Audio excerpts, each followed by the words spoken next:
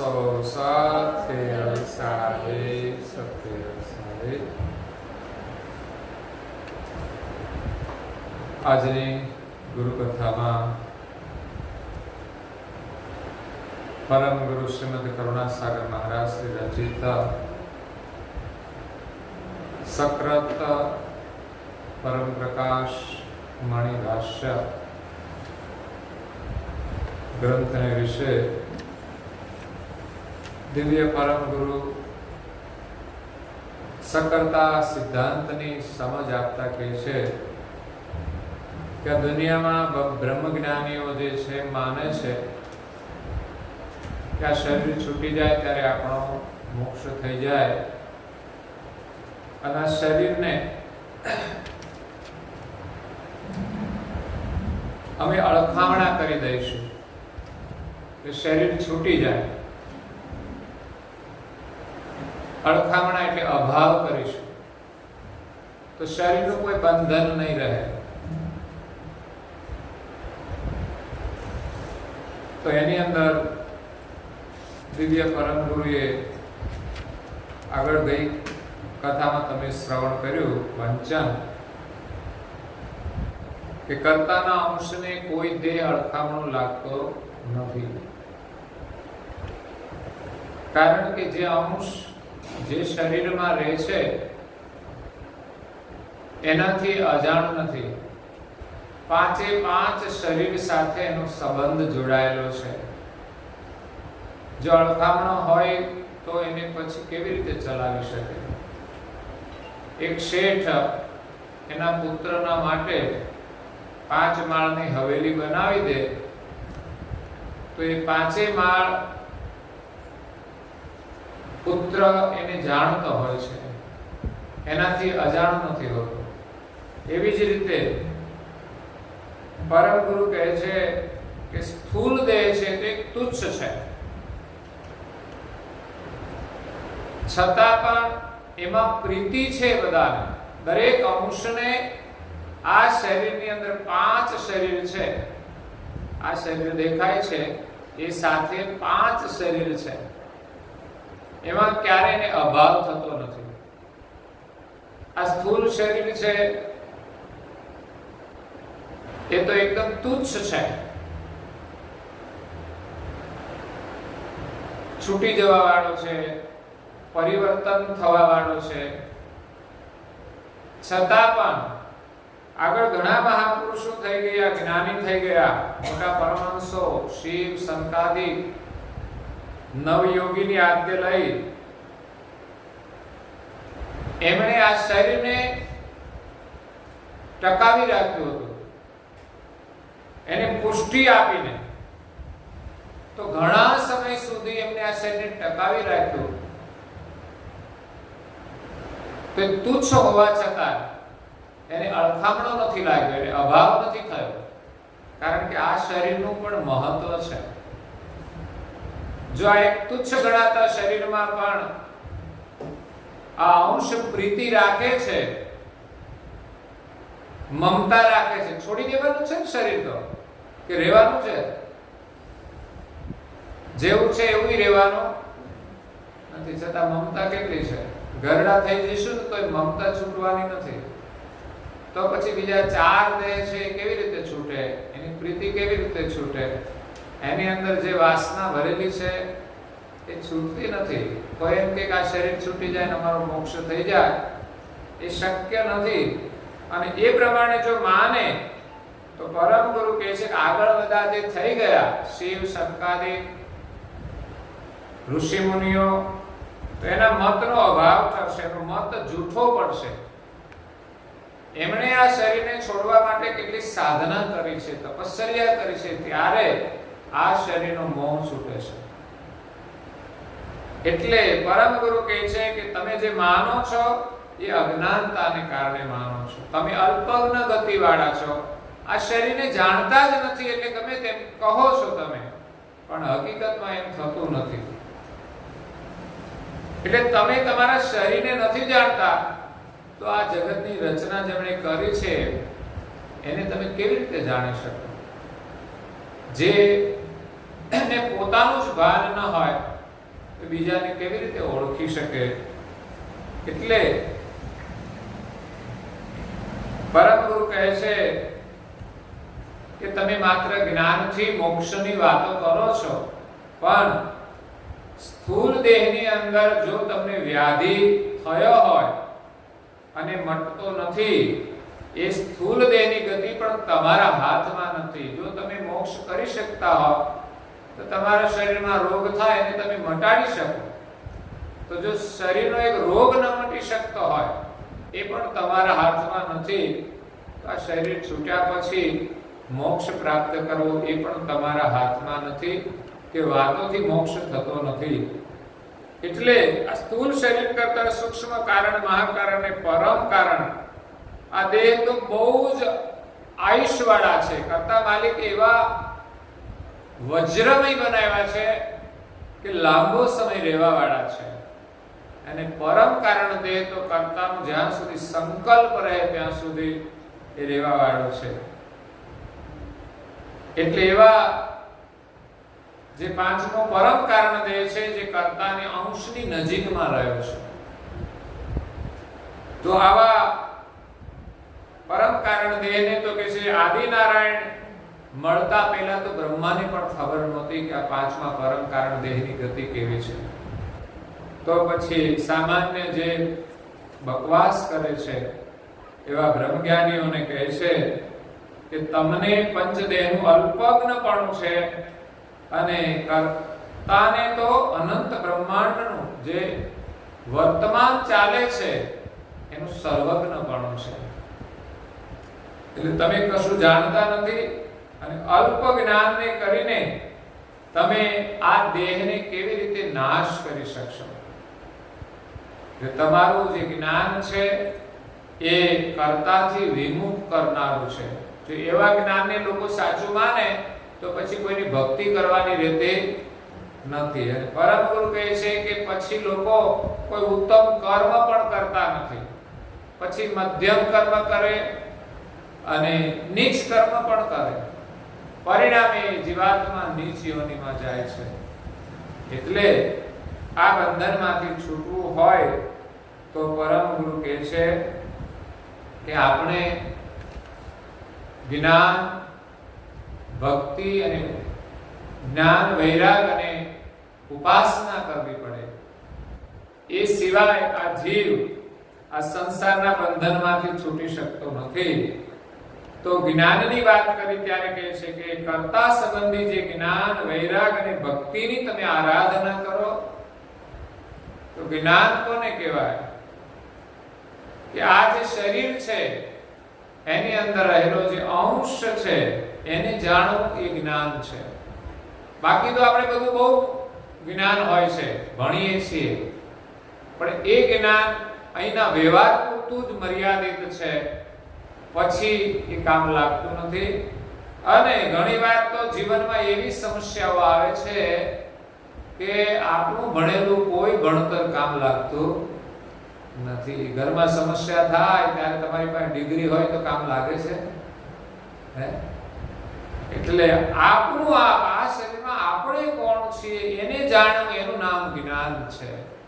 એ સિવાયના બધા જ્ઞાન બહુ અલ્પ છે. અને આ કર્તાનું જે કૃત છે એને જાણવું, અને કર્તાના કૃત સહ કર્તાને જાણવા, બસ આટલું જ જ્ઞાન મેળવવાનું છે. તો આપણને એમ થવું જોઈએ કે આ કર્તાનું કૃત કેવું છે એનું જ્ઞાન મેળવીએ.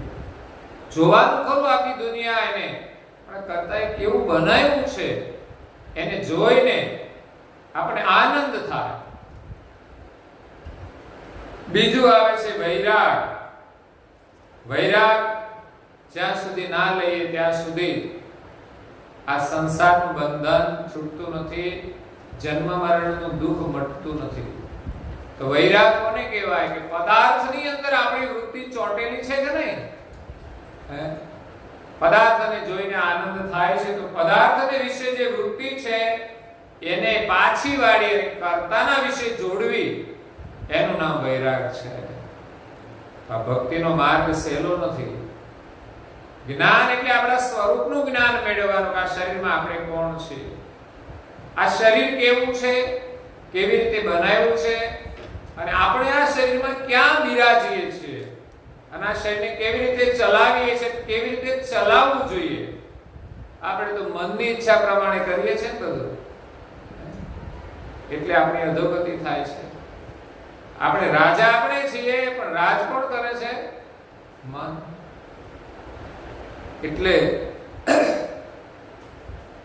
વૈરાગ કહેતા પદાર્થને વિશે જે આપણી વૃત્તિ છે એને લઈને કર્તા સાથે જોડવી. પદાર્થને વિશે કેટલી રાખવાની? વાંચ્યું ને તમે? પદાર્થને વિશે કેટલી વૃત્તિ રાખવાની? દેહરખા ધર્મ જેટલી જ રાખવી, એવું લખ્યું છે. આ દેહને જેટલી જરૂરિયાત હોય ને એટલી જ વૃત્તિ પદાર્થમાં રાખવાની, વ્યવહારમાં રાખવાની. શરીરને કેટલી જરૂરિયાત કપડાની? તમે કહો, કેટલી જોડી કપડા તમારે જોઈએ? 5 જોડી તો ના બહુ થઈ જાય, 10 જોડી જોઈએ. કેટલા જોડી? ચાલો 10 માંથી વધારાની હોય એટલી બધી જમા કરાવી.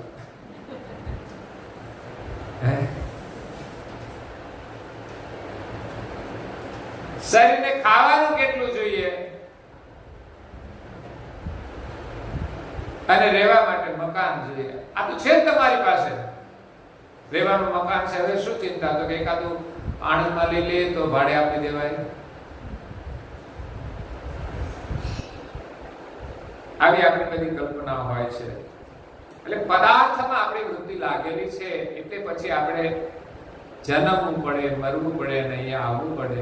એટલે અહીંયા રહેવાનું છે, એ કાયમ રહેવાના નથી, એટલે જવાના છે એવી ભાવનાથી જ આપણે રહેવાનું. પદાર્થની અંદર બહુ મમતા નહીં રાખવાની. જો આપણે ભક્તિ કરવી હોય તો જ્યાં સુધી વૈરાગ નહીં આવે ત્યાં સુધી સાચી ભક્તિ નહીં થાય.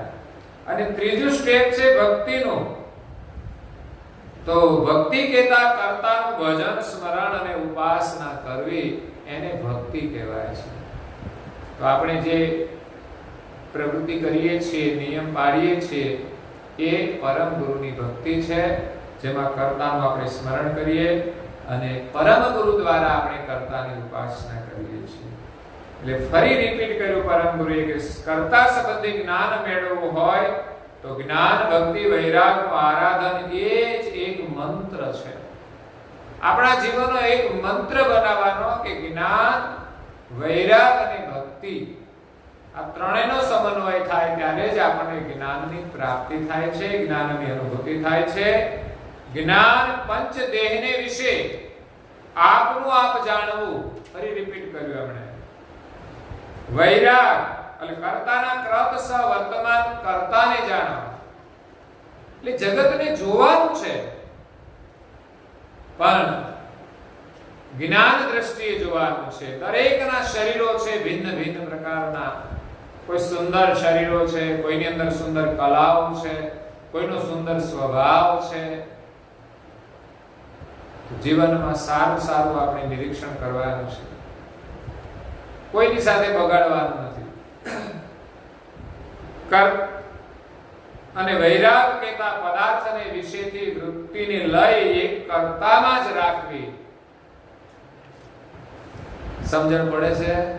બહુ સરળ વાત કરી દે. ટૂંકમાં 3 જ વસ્તુ સમજવાની: એક જ્ઞાન, બીજું વૈરાગ અને ત્રીજું ભક્તિ.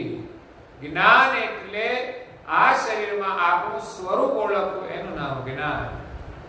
કર્તાનું જે કૃત છે, જગત છે, કર્તાએ કેવું બનાવ્યું છે, કેવી રીતે ચલાવે છે, તો એ કૃત સહ કર્તાને જાણવા એ જ્ઞાન છે. અને વૈરાગ એટલે પદાર્થ અને વિષયથી આપણી વૃત્તિ લઈ એક કર્તામાં જ જોડવી. જોડાય કે ના જોડાય? તો જે આપણી દ્રષ્ટિ પડે ત્યાં જે પદાર્થનું અવલોકન કરીએ એમાંય કર્તાનું સ્મરણ થવું જોઈએ. કર્તાએ કેવું સરસ બનાવ્યું છે, અને આપણને મળ્યું હોય એ પણ આપણું સૌભાગ્ય માનવું જોઈએ કે ઘણાની પાસે આ વસ્તુઓ નથી. આપણને ગાડી મળી હોય તો એમ થાય કર્તા માલિકે આપણને સરસ ગાડી આપી છે, તેનું ભજન કરવું જોઈએ, ગાડી બેસીને ઉપાસના કરવી જોઈએ, નહીં તો વાતોમાં રસ્તો કપાઈ જાય છે. એવું વિચારવું જોઈએ. ઘણા લોકો છે બધાની પાસે કઈ ગાડી છે ને, સાયકલ ના હોય, રહેવાનું સરખું મકાન પણ નથી. તો કર્તાએ આપણને જે આપ્યું છે એનો અહોભાવ રાખીને આપણે સમય કાઢીને એનું ભજન કરવું જોઈએ, સ્મરણ કરવું જોઈએ. એ જ એમની ઉપાસના છે. હવે ભજન, સ્મરણ અને ઉપાસનાનો વિષય આવે છે વાંચનમાં. પ્રશ્ન છે, તો આ ભજન, સ્મરણ અને ઉપાસના કેવી રીતે કરવી? ભજન, સ્મરણ અને ઉપાસના કરવાનો સરળ ઉપાય દિવ્ય પરમ ગુરુ અહીં બતાવે છે. બહુ સમજવા જેવો છે કે આ ઉપાસના માત્ર બાહ્ય ક્રિયા નથી, પણ અંતરના ભાવથી આપણે કરવાની છે.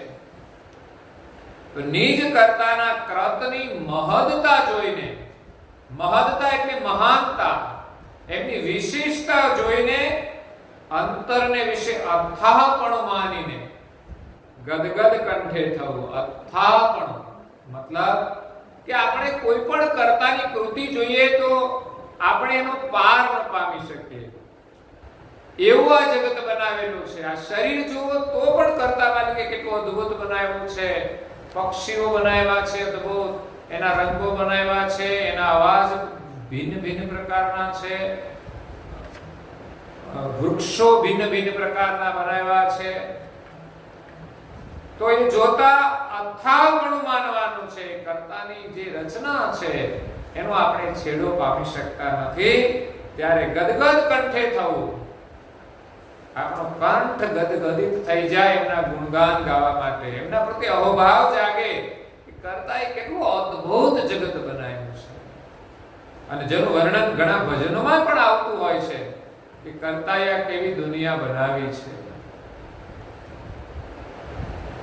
જે અથાપણું કહેતા, જેમાં સ્થાવર જંગમની આદ્ય લઈ 84 લાખ પ્રકારના બીજ રચીને અકેકા બીજને વિશે, એક એક બીજને વિશે કલ્પ કલ્પ સુધી નીકળ્યા જાય એટલા સંજ એકને વિશે પોખીને કર્તાએ આ સૃષ્ટિની રચના એકદમ કરી છે. કર્તાએ પોતાના શુદ્ધ સંકલ્પથી આ જગતનું સર્જન કર્યું છે, એકદમ કર્યું છે. બહુ ટાઈમ નથી લાગ્યો, પછી એનો વિસ્તાર ચાલ્યા કરે ધીમે ધીમે ધીમે ધીમે. પણ કર્તાએ જ્યારે સર્જન કર્યું ત્યારે એક સંકલ્પ માત્રથી આ જગતનું સર્જન કર્યું છે. એમાં સ્થાવર અને જંગમ બે પ્રકારના શરીરો છે. સ્થાવરમાં સમજ પડે છે ને? સ્થાવર એટલે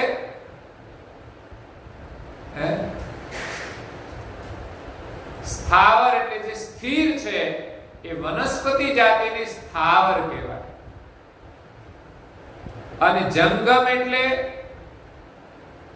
જંગમનો અર્થ વિચરણ કરતા હોય એને જંગમ કહેવાય. આપણે ત્યાં તીર્થ બે પ્રકારના છે, એક સ્થાવર તીર્થ અને એક જંગમ તીર્થ. સ્થાવર તીર્થ કોને કહેવાય? કે આ મંદિર છે ને સ્થાવર તીર્થ કહેવાય. આ અહીંયા બનાવ્યું હોય, અહીંથી ક્યાંય ફરે, આને કઈ પડ્યા નથી તો અહીંથી બીજે જતું રહે, તો એને સ્થાવર તીર્થ કહેવાય. જે તીર્થ જ્યાં બને ત્યાં જ રહે છે. અને જંગમ તીર્થ જે હરતા ફરતા સંતો છે ને એને જંગમ તીર્થ કહેવામાં આવે છે. કે આજે અહીં હોય તો કાલે કંઈક બીજે હોય, ક્યારેક ત્રીજે હોય. એમ કરતા માલિકે સૃષ્ટિ બનાવી. એના બે વિભાગ છે, એક સ્થાવર અને બીજું જંગમ. અને એના બીજ બનાવ્યા છે, એના અંકુર બનાવ્યા છે. કર્તાએ આ જગતનું સર્જન કર્યું છે. એનો વિસ્તાર આગળ પણ આવશે કઈ રીતે કર્યું છે. પણ અહીંયા કર્તાની વિશેષતા જોવાની કેવી રીતે? તો કે કર્તાએ 84 લાખ પ્રકારના શરીર બનાવ્યા, સ્થાવર અને જંગમ બે વિભાગમાં. તો એના જે બીજ બનાવ્યા અને અંકુર બનાવ્યા, જંગમ અને સ્થાવર, એના બીજની અંદર અંકુર છે. તો એક એકની અંદર એને કેવો સંચ ભર્યો કે એક ઘાટ બનાવ્યો, એની અંદર એવી ગતિ મૂકી, એવો સંચ મૂક્યો કે એમાંથી પાછો નવો ઘાટ ઉત્પન્ન થાય છે. એક મનુષ્ય બનાવ્યો તો મનુષ્યમાંથી મનુષ્યનો જન્મ થાય છે. આ કર્તા માલિકે એની અંદર અંકુર બનવાની રચના કરી છે. જો એ વસ્તુ ના હોય તો એક ઘાટનો એક જ ઘાટ રહે, પછી સૃષ્ટિની પ્રક્રિયા આગળ ના વધે.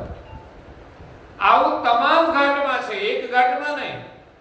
જેટલા શરીર બનાવ્યા છે 84 લાખ પ્રકારના બધાના અંકુરો એવા ભર્યા છે. કોઈ ઘાટ તો કુદરતી રીતે પણ ઉત્પન્ન થતા હોય છે, પણ એ કરતા એ બનાવ્યું છે જે પ્રકાર કે ચોમાસું આવે, વરસાદ આવે અને કેટલા બધા જીવડાઓ આવી જાય છે, તો એ પાણીમાંથી ઉત્પન્ન થનારા જીવ છે, એના અંકુરો એ પ્રકારે ભેજમાંથી ઉત્પન્ન થાય છે. તો કરતા એક એક ઘાટની અંદર જે સંચ ભર્યો છે, એકમાંથી અનેક બનવાની પ્રક્રિયા ચાલે છે. એક ઘાટને કેટલા બીજ લાગે? એક વૃક્ષ હોય એનું એક જ બીજ વાવ્યું હોય પછી મોટું થાય તેને કેટલા ફળ લાગે, કેટલા બીજ આવે છે. તો કઈ બીજ તો સડી પણ જતા હોય, પણ ફરી પાછા કંઈક ને કંઈક નવા બીજ વવાય છે. એ રીતે દરેક ઘાટમાં એક ઘાટમાંથી અનેક ઘાટોનું સર્જન થાય એવા સંચ કરતા માલિકે ભર્યા છે. પછી પાછળથી કોઈને નવું કશું કરવું પડતું નથી. આ અદ્ભુત રચના છે. આવું તો આપણે જોતા જ નથી. એક શરીરમાંથી બીજા ઘાટનું સર્જન થાય છે. આ કર્તાની કેવી અકળગતા ગતિ છે. તો પરમ ગુરુ કહે છે કે જે રચના કરી છે એકદમ એ ફરી કોઈને કરવી ન પડે. હવે જે કર્તાના અંશ સિવાયના ઘાટો બનાવ્યા, પહેલા શરીર બનાવ્યા અને પછી તે અંશ પોતા તરફથી બીબાને પ્રેરક કરે તો બીબામાંથી તે અનંત નીકળ્યા જ જાય. આપોઆપ શરીરમાંથી કોઈ ઘાટ બનતો નથી.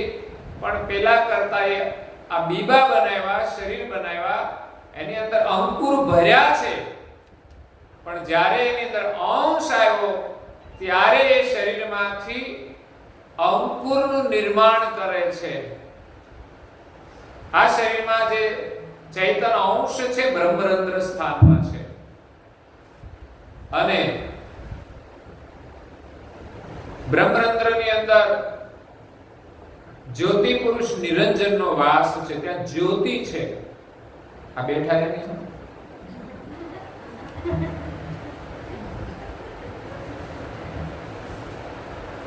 જે નિરંજન જ્યોતિ સ્વરૂપ છે એના પર અંશ છે.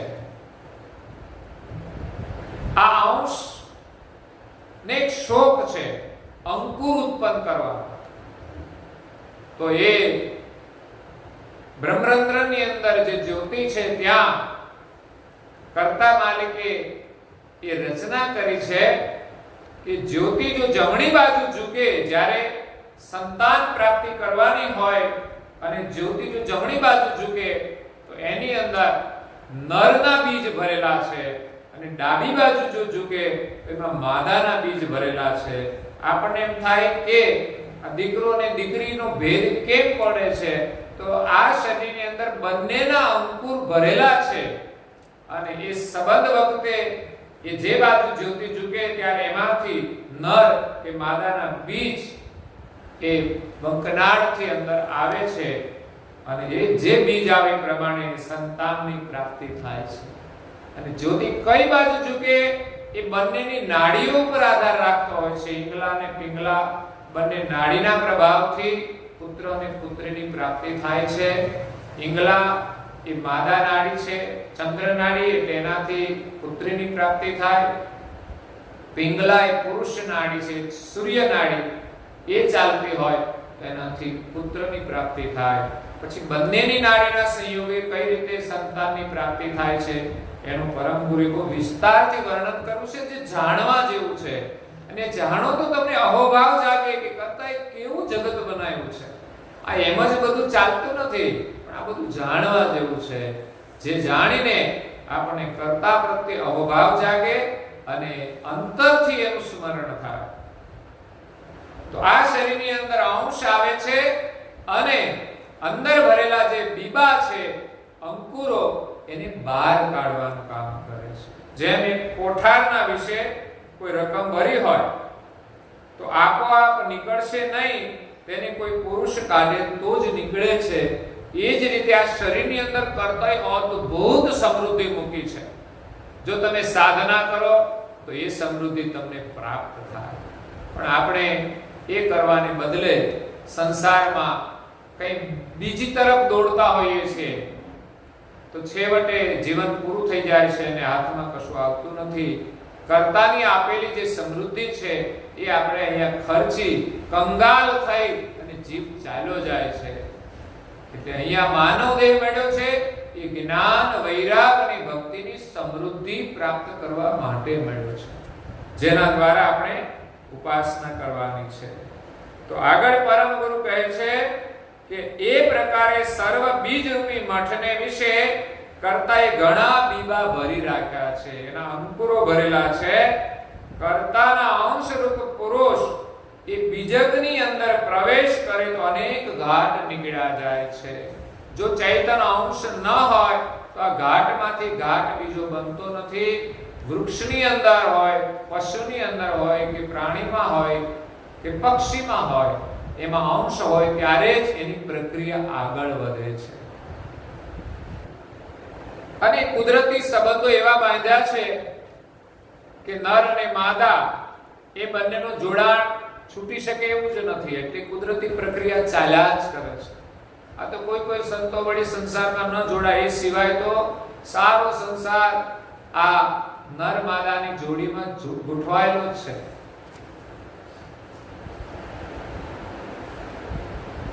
એ પ્રકારે નવા નવા ઘાટ થતા જાય તે પ્રકારે કર્તાના અંશ પણ પોતાના સુકૃત દુકૃત પ્રમાણે તેમાં પ્રવેશ કરતા જાય.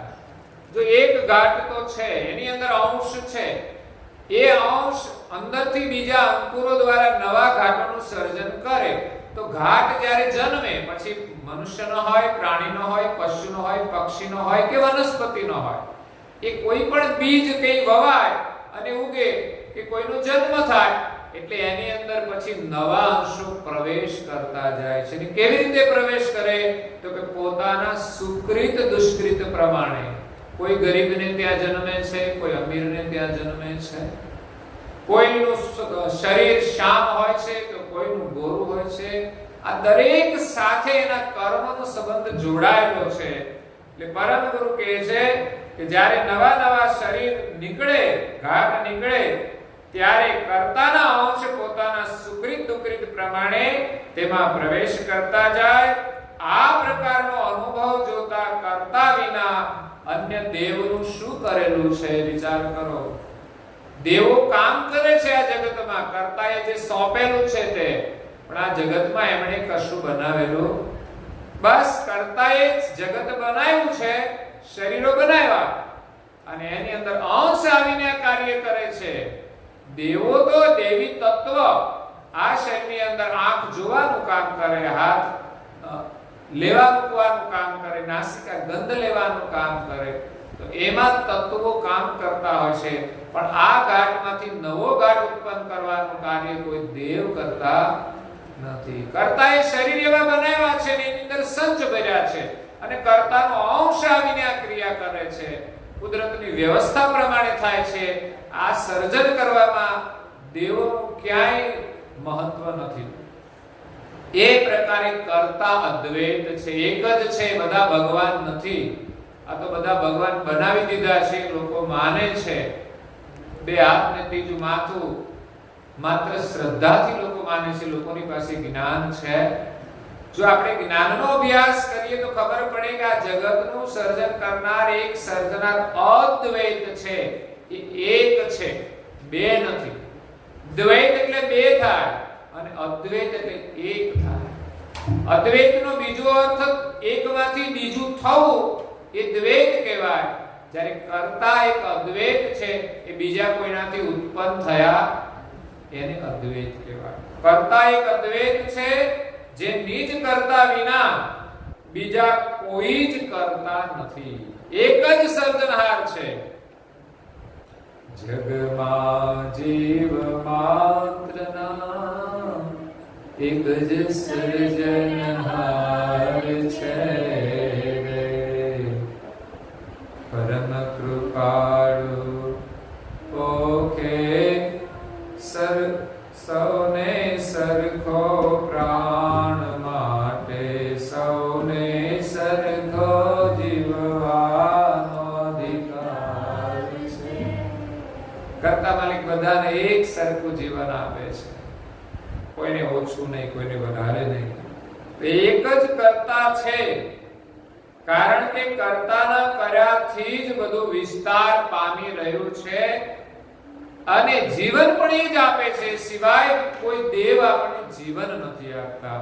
દેવ માત્ર ઇન્દ્રિયો ઉપર તત્વના રૂપે કામ કરે અને બ્રહ્માંડની અંદર એમને જે કાર્ય સોંપ્યું હોય, વરસાદ થાય, સૂર્ય ચંદ્ર એ બધી ક્રિયાઓ થતી હોય, એમાં મહદ દેવોનું કાર્ય છે અને આ પિંડની અંદર તત્વોનું કાર્ય છે. પણ મેન કાર્ય તો કર્તાનું જ છે, જેમણે શરીર એવા બનાવ્યા, એમાં પોતાનો અંશ પણ મૂક્યો અને જીવન પણ એ આપે છે. વિશેષ કર્તાથી આ બધું વિસ્તાર પામ્યું છે.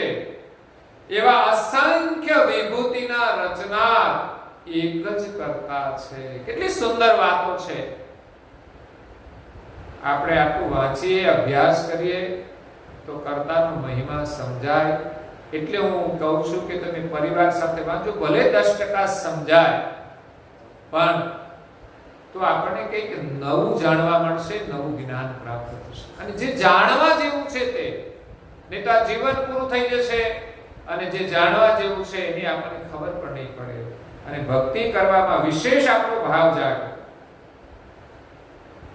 તો આ જગતના કર્તા એક જ છે, અસંખ્ય વિભૂતિના રચના. કર્તાએ અસંખ્ય વિભૂતિની રચના કરી છે. એક એક ઘાટ જુઓ તમે, બધાની અંદર ભિન્ન ભિન્ન વિભૂતિ છે. દેવોમાં પણ અદ્ભુત વિભૂતિ છે. તો આ અસંખ્ય વિભૂતિના રચનાર સર્જનાર એક છે. કોઈ જુદા જુદા બધા દેવોએ ભેગા મળીને આ બનાવ્યું છે એવું નથી. કોઈ એમ કે બ્રહ્મા સર્જન કરે, પછી વિષ્ણુ બીજું કામ કરે, શિવજી ત્રીજું કામ કરે, ત્રીજા દેવ ચોથા દેવ ચોથું કામ કરે. એને કામ સોંપ્યા છે બધા અલગ છે, પણ સર્જન તો એક માલિકે જ કર્યું છે. તો એવી વિભૂતિનું ડાપણનું અથાપણું જોઈને હવે આપણે સ્તુતિ કરવાની છે. ઘણા ભજનો છે એના કર્તાએ કેવી રચના કરી છે. જન્મ દિયા પહેલા દૂધ જમાયા, कैसे जुगते समारे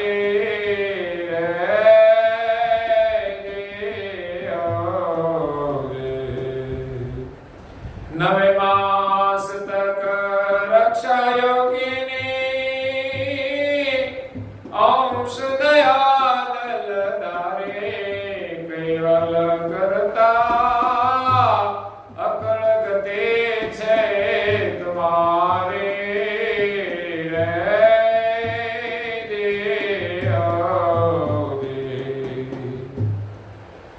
बीजमा वृक्ष वृक्षમાં બીજ.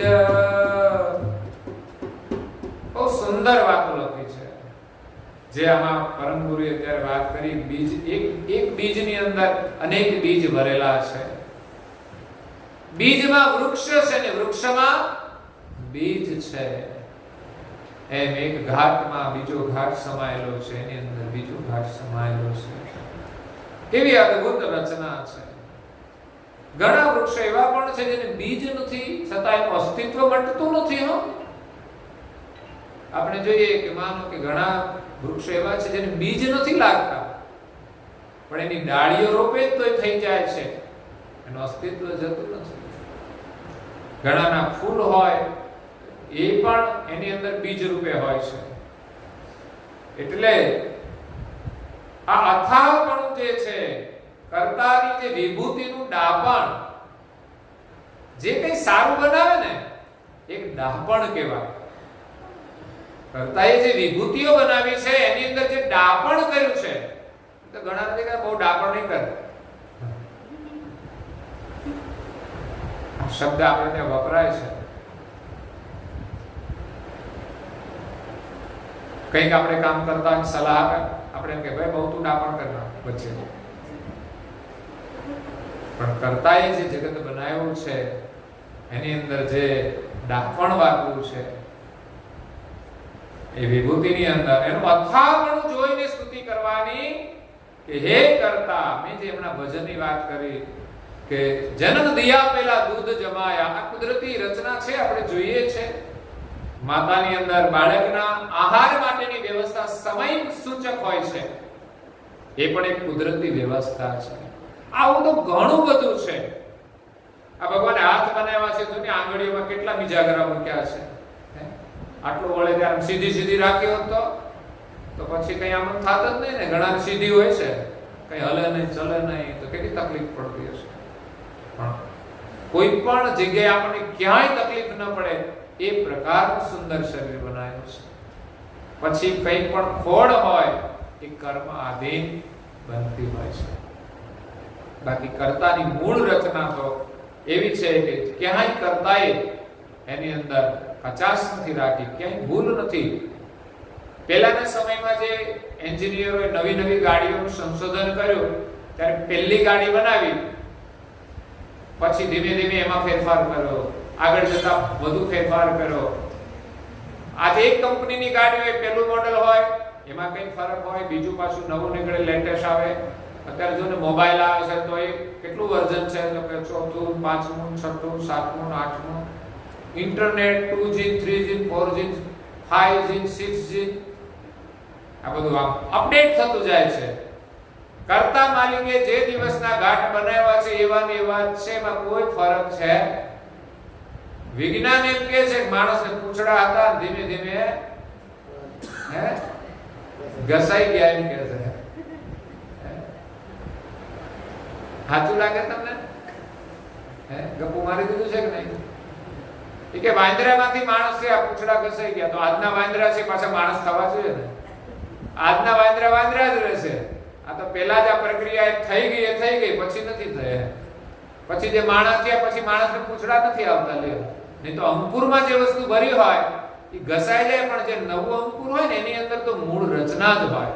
આ કરતાએ જે વાત કરી પરમ ગુરુએ કે જે અંકુરમાં જે ભરેલું હોય એ પ્રમાણે જ શરીર બને, અને અંકુરમાં પાછા નવું જે બને ને એના રૂપ રંગ બધું જ સાથે લઈને આવે છે.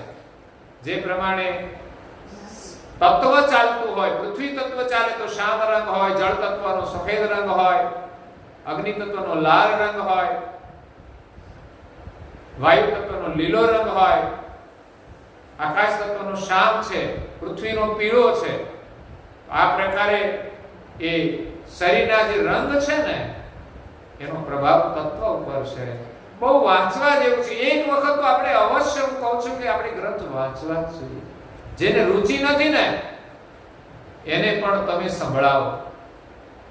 જ્યારે યોગ થાય ત્યારે એને ઘરમાં બેસાડીને, અહીં સુધી તો એ નહીં આવે હમણાં, પણ તમને કામ સોંપવાનું છે. ઘરે જઈને તમે કંઈક આયોજન કરો અને 15 જ મિનિટ લેવાની, વધારે નહીં લેવાની. પછી ધીમે ધીમે એને રુચિ જાગશે તો સમય વધારે લેશે, પોતાની જાતે વાંચતા થશે. એટલે સ્તુતિ કરવી કે હે કરતા, તમારો કોઈ પાર પામી શકે તેમ નથી. મારી અલ્પમતીએ હું તમને કેવી રીતે જાણી શકું? કરતા એ તો કેવું અદ્ભુત જગત બનાવ્યું છે, અને આપણે તો આપણા શરીરને પણ જાણતા નથી. તો અલ્પમતીએ અમે તમને કેવી રીતે જાણી શકીએ? આ પ્રકારની પ્રશંસા તે કર્તાની જાણી અને અહોનિશ ચિંતન કરવું. કર્તાની એક એક રચના જોઈને એની પ્રશંસા કરવી, અને અહર્નિશ આપણે પ્રશંસા કરીએ, એને ચિંતન કરવું. એ ચિંતન રૂપી ચંદન કરવું, સમજવું.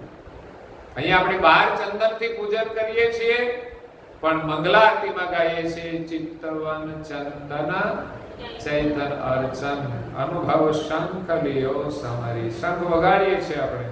હું આની અંદર છે એટલે જ લાવ્યો છું, બાકી આપણે મંદિરોમાં ખાસ નથી વગાડતા, પણ મંગલા આરતીમાં છે અનુભવ શંખ લિયો સમરી. જેમ શંખનાદ થાય છે અનુભવનો શંખનાદ આપણે કરીએ. તો ચિત્તવન રૂપી ચંદન હંમેશા નિરંતર કરતાનું ચિત્તવન થાય. ચંદન હવારે થઈ ગયું પછી ક્યાં કરવાનું, પણ અંદરનું જે ચિંતવન છે એ તો નિરંતર ચાલવું જોઈએ. ત્યારબાદ કર્તાનું ધ્યાન ધરવું, તે પંચાયણ ધૂપ જાણવું. આપણે ત્યાં ધૂપ પણ થતા હોય છે, આપણે પૂનમી કરીએ છીએ, થોડું લોબાને રાખીએ છીએ, અને પંચગવ્ય ધૂપ હોય છે, ગુગળ હોય, લોબાન હોય, અલગ અલગ. તો પંચાયણ ધૂપ, ધ્યાન કરવું એ જ ધૂપ છે. ધ્યાનની અંદર પરમ ગુરુએ જે મંત્ર આપ્યો છે, એક ધ્યાનથી જપ કરવાનું, ધ્યાનથી. આપણું બે ધ્યાન ન થવું જોઈએ. કોઈ આવ્યું ને આપણું ધ્યાન ત્યાં જતું રહે એવું નહીં. ધ્યાન કરીએ છીએ, મંત્ર જપ કરીએ છીએ તો મંત્રમાં પરોવાઈ જઈએ. જેમ દોરાની અંદર પારો પરોવાયેલો હોય એવી રીતે આપણું મન મંત્રમાં પરોવાઈ જાય, પછી આજુબાજુ ક્યાંય ભટકે નહીં. એક ધ્યાન. આપણે જે કંઈ સ્મરણ કરીએ તે ધ્યાનથી કરીએ. હજુ આપણે બહુ જ બે ધ્યાન છે કે અહીં સ્મરણ કરતા કરતા ઘરનું સ્મરણ થઈ જાય, બધું યાદ બહુ આવી જતું હોય છે. પણ જો આપણી પ્રીતિ હોય ને આપણે અભ્યાસ કરીએ પ્રેમથી, તો આપણે એક રસ થઈને એનું સ્મરણ કરીએ. ત્યાર પછી કર્તાને વિશે અત્યંત આરતપણે રહેવું. જો ધ્યાન અને એની સાથે આરત પણ જોઈએ. ચિંતવન, જો ચિંતવન હોય તો જ ધ્યાન થાય. યાદ રાખજો કે આપણે જેનું ચિંતવન કરીશું એનું જ આપણે ધ્યાન કરવાનું છે. એટલે સ્મરણની ભૂમિકા પણ જોઈએ. આ અભ્યાસ એટલા માટે જરૂરી છે કે આપણે જેટલો અભ્યાસ કરીએ ને, ચોક્કસ આપણા ચિંતવનની અંદર ફરી એ આવશે જ. તમે જે કંઈ પ્રવૃત્તિ કરો એ ફરી રિપીટેશન થાય જ છે વિચારના રૂપમાં. તમે એકાદ ભજન ગાયું હશે તો એની અસર દિવસે રહેશે. અહીંથી જાઓ તો કમસે કમ ઘર સુધી તો રહે કે ના રહે, પછી વાતો કરવા માટે તો ના પણ રહે. એટલે પણ અહીંયા તમે આમ બહુ જ પ્રેમથી ભજન ગાયું અને એક રસ થઈને ગાયો હોય, ભલે તમે પછી સાચું ચાલ્યા જાઓ, થોડી વાર વાત કરો, પણ એકલા પડો એટલે શું થાય કે વિચાર આવે. આપણે ધ્યાનમાં બેસી ત્યારે જ વિચાર વધારે આવે છે ને, એમ જ્યારે એકલા પડીએ ત્યારે આ જે પ્રવૃત્તિ કરી હોય એને કે રિપીટેશન થાય છે, પ્રભુનું સ્મરણ થાય છે. એટલે એમાં ધ્યાન પણ જોઈએ, ચિંતવન પણ જોઈએ, અને ત્રીજી આરત પણ જોઈએ. એ આરત રૂપી આરતી જાણવી. જય કરુણાનિધિ પ્રભુ, જય કરુણાનિધિ. આરતી આરત પૂર્વક, આરતી આરત પૂર્વક સુરતા ભરેલી. પ્રભુ જય કરુણા. કેટલા સુંદર આરતીના શબ્દો છે. જય કરુણાનિધિ. કરુણા સાગરનું ઉપનામ કરુણાનિધિ. કરુણા સાગર, નિધિ એટલે સાગર. આરતી આરત પૂર્વક. આપણે આરતી તો કરીએ છીએ, ખાલી હલાવવાની નથી, પણ પ્રેમથી આરતી કરવાની. આપણી દ્રષ્ટિ પરમ ગુરુના સ્વરૂપમાં હોવી જોઈએ. એમના ચરણથી આરતી શરૂ થાય એટલે એના સ્વરૂપનું અવલોકન કરીએ. જેમ આપણે કોઈ વ્યક્તિનું અવલોકન કરીએ છીએ, કોઈ તૈયાર થઈને આવ્યો હોય અહીંયા, એટલે આપણે નખથી શિખા સુધી બધું જોઈ લઈએ. એના જુતિયા કેવા છે, એના ઝાંઝર કેવા છે, એના વસ્ત્ર કેવા છે, એના હાથના કંગન કેવા છે, કાનની બુટ્ટી કેવી છે, નાકની અંદર શણગાર કેવા છે, બધું જ અવલોકન કરીએ છીએ. આમ પહેલી જ દ્રષ્ટિ પડે એટલે શું કરીએ આપણે? પહેલા તો સંપૂર્ણ અવલોકન કરી લઈએ. એમ પરમ ગુરુના સ્વરૂપનું અવલોકન જ્ઞાન દ્રષ્ટિએ કરવાનું છે. અહીંયા સ્થૂલ દર્શન નથી. જેમ આપણે ભૌતિક દર્શન કરીએ છીએ એવું દર્શન નથી, પણ પરમ ગુરુના દિવ્ય સ્વરૂપનું દર્શન છે. જેમ ધ્યાન કોને કહેવાય? પરમ ગુરુ અહીંયા કહ્યું એ જે ધ્યાન છે એ જ ધૂપ છે. બહારમાં આપણે ધૂપ કહીએ. આરતી તો કે આરતી એ જ આરતી છે, તો આરત તો ભીતરની અંદર છે. અને ચિતવન એ જ ચંદન છે. ચંદનને આપણે ચિતવન સમજવાનું છે, ધૂપને આપણે ધ્યાન સમજવાનું છે, અને આરતીને આપણે આરત સમજવાની. એટલું વારંવાર કહેતો છું, આરતી સમયે આપણે બહુ સાવધાનીપૂર્વક ઊભા રહેવાનું છે. પાછળ તમે ઊભા રહ્યો ને તો તમારે બહુ વિક્ષેપ થાય. બધા આગળ બેઠા હોય ને હું કરે છે જોવું પડે, પણ ત્યાંથી તમારી નજર પરમ ગુરુના સ્વરૂપમાં હોવી જોઈએ. આ સિવાય મંદિરની સેવા કાર્યમાં થોડા આપણે જોડાયેલા હોય ને તો થોડું મન આપણું સેવામાં રહે, કે કોઈ પ્રસાદ હોય, બીજું કંઈ કરવાનું હોય તો સ્વાભાવિક છે, પણ એ એના સ્મરણમાં આવતું હોય છે, કોઈ વિક્ષેપ નથી હોતો, એ સ્મરણમાં આવતું હોય છે. પણ એ સિવાય આપણું મન ચિત્ત એ પરમ ગુરુના ચિત્તવનમાં જ રહેવું જોઈએ, એના સ્વરૂપમાં રાખવાનું છે. સાથે સાથે સ્વરૂપમાં જોડવા માટે આપણે આરતીનું ગાન કરીએ છીએ, તો આરતીના જે શબ્દો છે એની સાથે સુરતા પરોવી અને પરમ ગુરુના સ્વરૂપનું અવલોકન કરવાનું. હવે અહીંયા આરતીની વાત છે, આરત યુક્ત આરતી. સુરતા કર લીધી.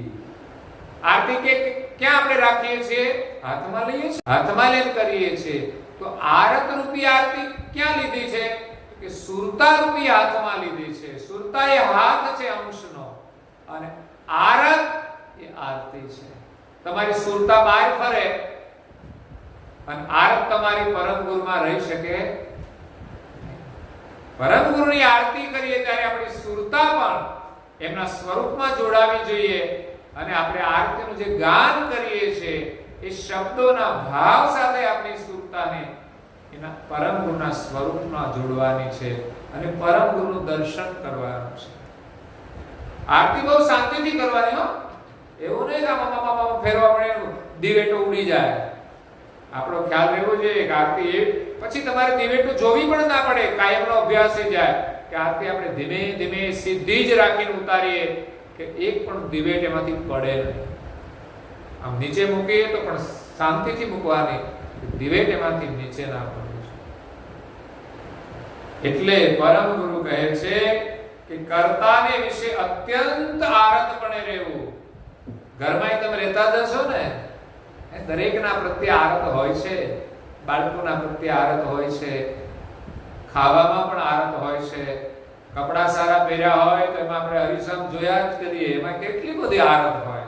તમે જ્યારે તૈયાર થાવ ત્યારે તમે હરિસમ તમારા જ સ્વરૂપનું અવલોકન કરો છો, કેટલા પ્રેમથી કરો છો. પાછળ ઘરવાળા બોલાતા તૈયાર થઈ ગયા પણ સંભળાય નહીં હો, કારણ કે તમે અરીસાની અંદર રહેલું તમારું જે બીજું સ્વરૂપ છે એમાં ખોવાઈ ગયા છો. આવું બનતું હોય છે. તો આરતપણે રહેવું તે આરતી જાણવી, ત્યારબાદ કર્તાના કર્તના વિશેષણ જોઈને કહેવું કે હે કર્તા, તમારા વિવેક અને ડાપણને ધન્ય છે. આપના ચતુરાઈપણાના અથાપણાનું શું વર્ણન કરું. બસ આ અવલોકન કરવાની દ્રષ્ટિ આપણને મળવી જોઈએ. નારદાજી મહારાજ શ્રી કહે છે, કહા કહું કરતા કી ચતુરાઈ, બુંદ બીજ में सारी खलक बनाई, इतने में श्रेष्ठ मनुष्य अवतारा, पति को पहचाने धन्य यही सारा. કરતા એ બુંદ બીજમાં સારી સૃષ્ટિ બનાવી, કેટલું અદ્ભુત સર્જન છે. અને એમાંય 84 લાખ પ્રકારના શરીરમાં મનુષ્ય શ્રેષ્ઠ મનુષ્યનું સર્જન કર્યું છે. इतने में श्रेष्ठ मनुष्य अवतारा, पति को पहचाने धन्य धन्य यही सारा. પતિને જે ઓળખે એવા માનવ દેહમાં નિવાસ કરતા અંશને ધન્ય છે. એટલે આપણે આ શરીર દ્વારા પતિની ઓળખ કરવાની છે. શરીરના પતિને તો ઓળખી લીધા, પણ હવે આ અંશ જે છે એના જે સ્વામી છે એને ઓળખવાના છે, એની સાથે સંબંધ જોડવાનો છે. આ પતિ સાથે તો તમે રહ્યો છો, આનંદ કરો છો, અનુભવ કરી લીધો તમે. ક્યારેક ખરું હાલે, ક્યારેક ના હાલે. તમારા અનુભવ તમારી પાસે હોય, પણ પેલા પતિ તો એવા છે ને, પછી તમે ક્યારેય એને ભૂલશો નહીં, એનાથી વિખૂટા પડશો નહીં. મીરા ગિરધર ગોપાલની થઈ ગઈ, એને આ પતિ ભૂલાઈ ગયા, એને યાદ પણ ન રહ્યા. કે કેવો પ્રેમ હશે. એટલે પરમાત્મા પ્રત્યેનો પ્રેમ સાચો છે. પરમ ગુરુ સાથે આપણી પ્રીતિ જોડવાની છે. નારણદાસજી મહારાજ શ્રી કહે છે કે મેં તો પરમ ગુરુ પતિ સાથે પ્રીતલડી જોડી રે. માથે પતિ હતા મનાદિક, મનના માનેલા ઘણા પતિ હતા. આપણા ઉપર જે કોઈ સ્વામી રૂપે છે, કોઈ સાહેબ પણ હોય, કોઈ અધિકારી હોય, કોઈ મોટો માણસ હોય, આવો તો મનના કેટલાય પતિ માન્યા હતા, સાહેબ માન્યા હતા. પણ નાખ્યા મેં મોડી રે, મારું મન એનાથી વાળી અને એક પરમ ગુરુમાં મારી પ્રીતિને જોડી છે. એટલે કર્તાની જે ચતુરાઈ છે, અથાપણાનું શું વર્ણન કરવું. આવી અનંત ઉપમાનું અવિશેષપણું કર્તાને આરોપણ કરવું. કર્તાની જે વિશેષતાઓ છે એનું અવલોકન કરવાનો, તે કર્તાનો શણગાર માનવો. વિશેષતાઓ જે છે એની ઉપમાઓ આપીને આપણે જે અભિષેક કરીએ, અવિશેષ કરીએ, તો એ કર્તાનો શણગાર છે. કર્તાના અનંતપણાના અનુભવના જ્ઞાનનું ઉચ્ચારણ કરી, કર્તાનો જે અનંતપણું છે, એનો જે અનુભવ છે, એના જ્ઞાનનું ઉચ્ચારણ કરવાનું છે. આપણને ન આવડે એટલા માટે તો અનુભવી મહાપુરુષે જે આપણને ભજનો બનાવીને આપ્યા, ગ્રંથો બનાવીને આપ્યા, એમના દ્વારા આપણે સ્તુતિ કરવાની, પ્રાર્થના કરવાની. સવારની સાંજની જે ઉપાસના છે એ આ જ સ્તુતિ છે કે કર્તાનું આપણે સ્તવન કરીએ, સ્મરણ કરીએ. એની અંદર ઉપમાઓ પણ છે, અલંકાર પણ ધારણ કરેલા છે. એમાં પરમ ગુરુનું અદ્ભુત દર્શન છે. તિલક ભાલ વિશાલ લોચન મધુરયનો શોભિત નિજાનંદ ઘન શ્યામ મોર સંત જન કે મન લોભિત. કેટલી અદ્ભુત સુંદર ચોપાઈ છે. તિલક ભાલ, આ પરમ ગુરુનું દર્શન નારણદાસજી મહારાજ શ્રી કર્યું છે. એમની દ્રષ્ટિથી આપણે દર્શન કરવાનું છે કે પરમ ગુરુનું દર્શન કરો તો કપાળમાં સુંદર તિલક શોભાયમાન છે. પણ આપણું કપાળ કોરું હોય એનું શું? એનું જો ભાલ તિલકથી સુંદર શોભાયમાન હોય તો આપણે કરીએ તો આપણે સુંદર ના લાગીએ? તિલક ભાલ વિશાલ લોચન, પરમ ગુરુના લોચન પણ વિશાળ છે, દિવ્ય દૃષ્ટિ વાળા છે. એના આપણે દર્શન કરીએ તો એમની કરુણા દ્રષ્ટિ આપણા ઉપર પડે અને એમના દર્શન કરવાથી આપણા વિશાળ પણ લોચન થઈ જાય, ઓલા વિશાળ બની જાય. જ્ઞાનનો જેટલો આપણે અભ્યાસ કરીએ એટલી આપણી દ્રષ્ટિ પણ વિશાળ થાય છે. તિલક બાલ વિશાળ લોચન અધૂર અનોપમ શોભિતમ.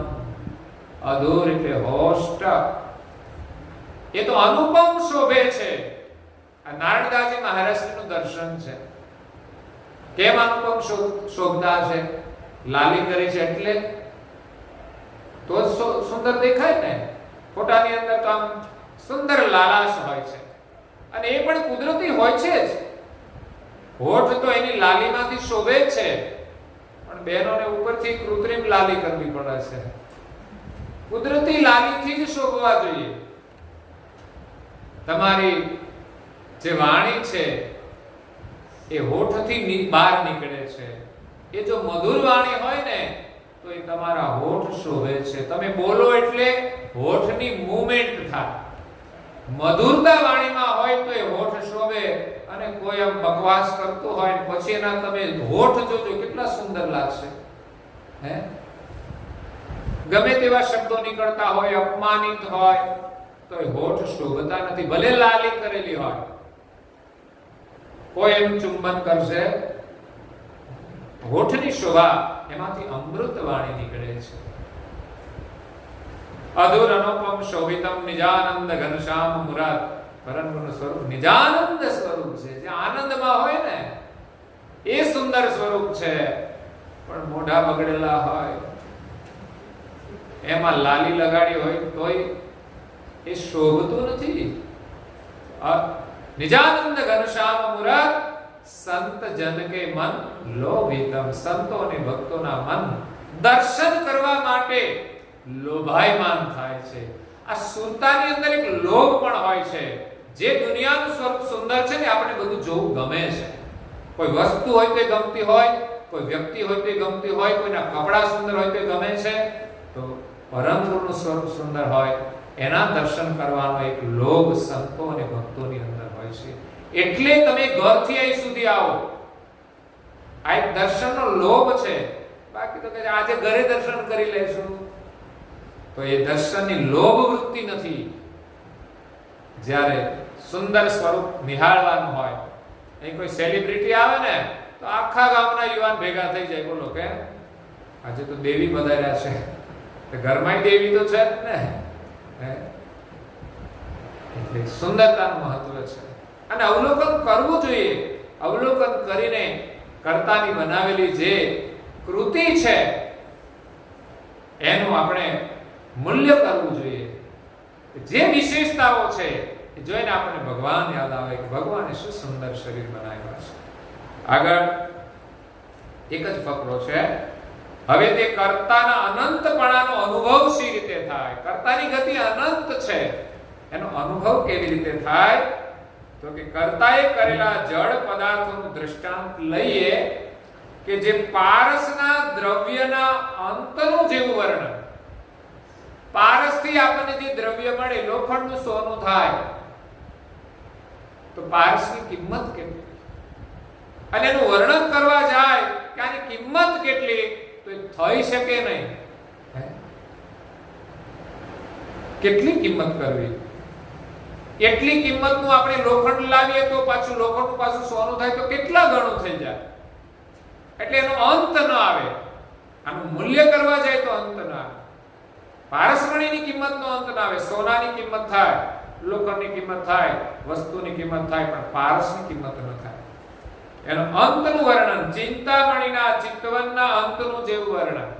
આ તો પારસમણી કરતાંય કિંમતી વસ્તુ છે. ચિંતામણી, એની કિંમત કેટલી? એની પણ કોઈ કિંમત થઈ શકે? એનું વર્ણન કરવું મુશ્કેલ, પણ એને કિંમતી છે એવું તો આપણને લાગે ને કે આ કેટલી બધી કિંમતી વસ્તુ. આપણામાં એક અહોભાવ જાગી જાય કે આ પારસ આપણને મળી જાય, કેટલો કિંમતી. ભલે એની કિંમત ન કરી શકીએ, પણ કિંમત એની એટલી બધી કિંમત છે કે આપણા અંતરમાં એટલો બધો ભાવ થઈ જાય કે આનાથી બીજી કોઈ કિંમતી વસ્તુ નથી. એવી એ કિંમતી વસ્તુ છે. ચિંતામણીનું શું મૂલ્ય થાય? તમે જે ચિંતવન કરો તે મળે એવી કિંમતી વસ્તુ છે આ, તો પછી એનું શું મૂલ્ય થઈ શકે? પછી સર્વ બીજના પ્રભાવપણાના અંતનું જેવું વર્ણન. સર્વ બીજનો જે પ્રભાવ છે, એકમાંથી અનેક નીકળ્યા જાય છે, એનો પણ અંત આવતો નથી. તો જે અનંત છે, જેનો અંત આવતો નથી, એને અનંતપણું કહ્યું છે. કર્તાનું અનંતપણું કેવું છે? સૂર્ય રોજ ઉગે છે, રાતમે છે, ચાલ્યા જ કરે છે. પૃથ્વી એની ધરી પર ફર્યા જ કરે છે. બ્રહ્માંડની અંદર જે સસુમાર ચક્ર છે ફર્યા જ કરે છે. અરે આ શરીરની અંદર જોઈએ તો અનંતપણું છે. કેટલી નાડીઓ છે, કેટલું લોહી આ હૃદય ફેરવે છે, એ વિજ્ઞાનના આંકડા જોઈએ તોય આશ્ચર્ય થાય કે શું માલિકે આ જગત બનાવ્યું છે, શું શરીરના દાગીના બનાવ્યા છે. પણ આપણે તો અંદરનું કોઈ મહત્વ સમજતા જ નથી કે આની અંદર કેવી સિસ્ટમ ગોઠવી છે. આપણે તો ખાવાનું જ જાણીએ, ભર્યા જ કરો, ભર્યા જ કરો, અંદર જે થવું એ થાય. અંદર બહુ કોમળ અવયવો છે. આપણે ઘણીવાર અત્યાચાર કરીએ છીએ, હા, પછી બધું બગડે, પછી બધા ઉપવાસ પાછા કરવા પડે. પણ ઉપાધિ તો વધે છે. પણ જીવન એવી રીતે જીવવાનું ભગવાને આપણને આપ્યું છે તો આપણે વધારે ન ખાઈએ. આપણે જોઈએ એટલું ખાઈને આપણે વધારે ખાવા કરતા બીજા ભૂખ્યા હોય એને તમે આપો. પછી કૂતરાય હોય, બિલાડા હોય, આ બધાનો ભાગ છે આપણી સાથે. આપણે ત્યાં તો ધર્મની અંદર જ આ સંસ્કાર આપવામાં આવે છે કે આપણા ઘરમાં જે જમવાનું બનાવીએ એમાંથી એક રોટલી કૂતરાની નાખવી, એક રોટલી ગાયને નાખવી એનો હિસ્સો છે, અને એ રીતે આપણે એને આપીએ છીએ તો આપણે ક્યારેય ભૂખ્યા ન રહીએ, અને જે પુણ્ય કરેલું છે તો આપણને પાછું મળે છે. તો કર્તાનું જે અનંતપણું છે, બીજના પ્રભાવનું જે અંતનું જેવું વર્ણન, એ પ્રકારે કર્તાના અનંતપણાના અનુભવનું વર્ણન જાણવો. ઘણી વસ્તુનું વર્ણન ન થાય તો એને અદ્ભુત સમજી અને કર્તા પ્રત્યે અહોભાવ પ્રગટ કરે, અને કૈવલનું આપણે સ્મરણ કરીએ કે જેણે આ જગત બનાવ્યું છે એની ધૂન કરવાનો પણ એક અદ્ભુત ભાવ હોય. તમે જુઓ, આદિવાસી વિસ્તારમાં જઈએ તો લોકો 24 કલાકની ધૂન રાખે છે. આપણે રાખ્યું છે ને? આપણે 24 કલાક નહીં બેસવાનું, પણ 4 કલાકની પાળી હોય. 4 કલાક એક ટીમ આવે, 4 કલાક બીજી ટીમ આવે, 4 કલાક ત્રીજી આવે, 4 કલાક ચોથી. તો એ પણ યજ્ઞ છે. મારી ઈચ્છા તો છે કે આ વર્ષમાં એવું કંઈક 24 કલાક માટે કોઈ દિવસ રાખીશું. તો નિરંતર સ્મરણની પ્રક્રિયા આપણે અડધો કલાક તો કરીએ છીએ, અને વચ્ચે 5 વર્ષ આપણે કાયમ ધૂન કરી, કથા હોય ત્યારે ન કરી હોય, પણ એમ ખાલી જગ્યામાં આપણે 5 વર્ષ સુધી સતત આપણે ધૂન કરી. કોઈ દિવસ એબ્સન્ટ હોય છતાં પણ આપણી પ્રક્રિયા 5 વર્ષ સુધી ચાલી. એ બહુ લાંબી પ્રક્રિયા. એ આપણે શ્રદ્ધાથી એ કાર્ય થયું, એક અદ્ભુત કહેવાય. તો રોજ આપણને સમય ના મળે, છતાં પણ આપણામાં એક ઉર્જા હતી. તો આપણે સંકલ્પ કર્યો કે આપણે રોજ અડધો કલાક ધૂન કરવી છે. તો ચાલી ધૂન 5 વર્ષ પછી પૂર્ણ કર્યા પછી આપણે અડધો કલાક શનિવારે કરીએ છીએ. તો આવો આપણે લાભ લેવો જોઈએ, ચૂકવો ના જોઈએ. હા, કામ હોય તો ચોક્કસ આપણે ન આવી શકીએ, પણ સામાન્ય કામોને આપણે આગળ પાછળ કરવાના. જરૂરી હોય ને એ જ સમયે થાય એવો એ જ કામ હોય તો આપણે ન આવીએ. એ સિવાય તો આપણે જ્યારે પણ મોકો મળે ને આ બધો લાભ મળે, અહીંયા મળે કે તમારા ઘરમાં મળી શકે, એ બધો જ લાભ લેવો જોઈએ. એટલે ઘરની પ્રવૃત્તિ પણ તમને આપી છે, ઘરમાં પણ તમે પ્રવૃત્તિ કરો. અને અહીંયા કહે છે કે આ 4 દ્રષ્ટાંત તો કર્તાના બનાવેલા પદાર્થોના અલ્પજ્ઞ અને એકદેશી છે. આ તો ખાલી ઉપમા આપી, દ્રષ્ટાંત આપ્યા, એ અલ્પ દ્રષ્ટાંત છે, તો એની પણ કિંમત આપણે ન કરી શકીએ એવા દ્રષ્ટાંતો છે. પારસમણી, ચિંતામણી અને બીજનું. જ્યારે કર્તા તો સર્વજ્ઞ છે, સર્વદેશી છે, એટલે કર્તાના અંશ થકી આ બધું બનેલું છે. તો એ રકમ એ જડના જડ જ રહે છે, અને કર્તા તો ચેતન અને જેનું ઐશ્વર્ય સર્વદેશી છે, પૂરા બ્રહ્માંડમાં એમની દ્રષ્ટિ છે. આવા કેટલા અદ્ભુત અનંત ગતિવાળા કર્તા છે, અને એનું જ્ઞાન લઈને પરમ ગુરુ આવ્યા છે, અને એના આપણે ગુણગાન ગાવા છે. દુનિયાના ગુણગાન ગાવા કે માલિકના ગાવા, એ આપણે હવે વિચારવાનું છે. જ્યારે આવી જાણ થાય ને ત્યારે આપણને એમ થાય કે આપણે તો માલિકના જ ગુણગાન કરવા છે, જેણે આપણને શરીર આપ્યું છે. ભલે માતા પિતા નિમિત્ત બન્યા હોય, પણ ખરેખર આ શરીર માલિકની અમાનત છે, અને એના દ્વારા આપણે માલિકનું ભજન કરવું જોઈએ. આગળનું પ્રકરણ છે જળ પદાર્થો કરવાનું કારણ. પદાર્થમાં આપણે વૃત્તિ નથી રાખવાની, પણ બનાવ્યા છે શા માટે? તો આવતા ગુરુવારે આપણે એ શ્રવણ કરીશું કે જળ પદાર્થો કરતા એ શા માટે બનાવ્યા છે. અહીંયા આપણે કથાને વિરામ આપીએ છીએ. અસ્તુ સત્યવલ સારા. स्वराज करुणेश करता महाराज की जय, कृषि महाराज की, नारायण दास महाराज की, बलदेव दास महाराज की, भगवान दास महाराज की, प्रयाग दास महाराज की, दास महाराज की, श्री दास महाराज की, सिद्धरूप दास महाराज की, सब संतान ने, सब देवां की, श्री ज्ञान संप्रदाय की, श्री गुरु ग्रंथ सबरी की, श्री केवल धाम की कथा सत्संग गुणावती का सत्य साहेब 3 बार वंदन करवाना.